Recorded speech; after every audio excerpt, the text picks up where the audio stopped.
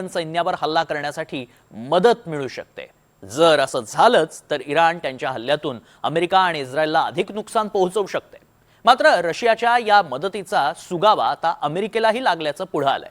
त्यामुळे रशियाच्या एंट्रीनं युद्धात कसा ट्विस्ट आलाय पाहूया।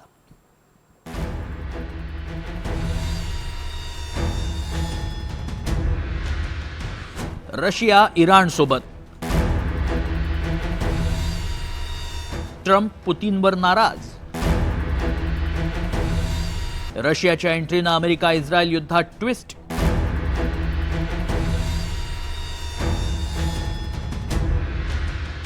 इराण आणि अमेरिका इस्रायलमधील वाढत्या तणावात रशिया महत्त्वाची भूमिका बजावतोय।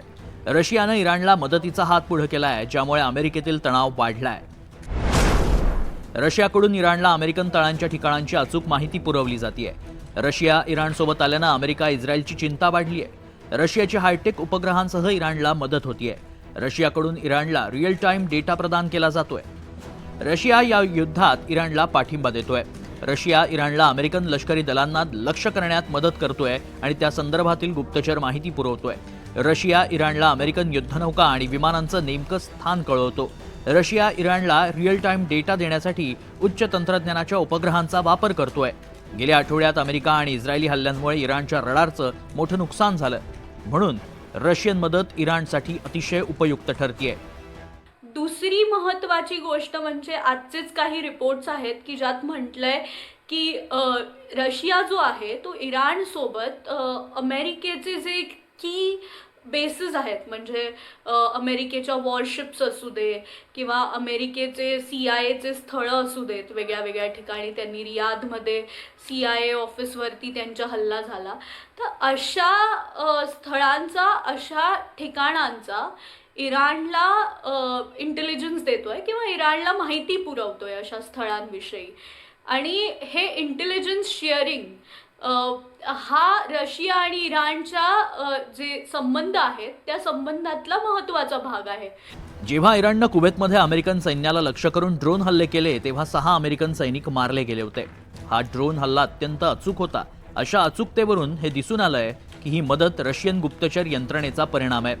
आधी असं मानलं जात होतं की रशिया या युद्धापासून अंतर राखेल, मात्र आता उघडपणे त्यांनी इराणला पाठिंबा दिलाय। इराणचा पाठिंबा म्हणजेच अमेरिकेचा विरोध हे स्पष्ट आहे। रशियन राष्ट्राध्यक्ष व्लादिमीर पुतीन यांनी इराणचे अध्यक्ष मसूद पेझेश्कियान यांच्याशी फोनवरून बोलून पाठिंबा व्यक्त केलाय। पुतीन आणि मसूद पेझेश्कियान यांच्यात 6 मार्च रोजी दूरध्वनीवरून चर्चा झाली। पुतीन यांनी खामेनी आणि त्यांच्या कुटुंबियांच्या मृत्यूबद्दल तीव्र दुःख व्यक्त केलं। त्यांनी इराणी नागरिकांच्या मृत्यूबद्दलही शोक व्यक्त केला। रशिया आखाती सहकार्य परिषदेच्या सदस्य देशांच्या नेत्यांशी सातत्यानं संपर्कात आहे।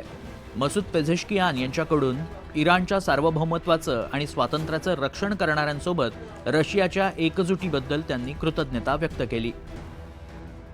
अमेरिका म्हणते की ते या समस्येला तोंड देण्यास तयार आहेत, सर्व काही ट्रॅक करतायत। रशियन मदतीचा अमेरिकेच्या कारवायांवर कोणताही परिणाम होणार नाही। मात्र इराणला होणाऱ्या रशियन मदतीनं अमेरिकेसाठी तणाव अधिक वाढतोय। रशियाच्या मदतीनं इराण अधिक तीव्र हल्ले करणार की अमेरिका वरचढ ठरणार हेच पाहायचं। Bureau report, NDTV Marathi.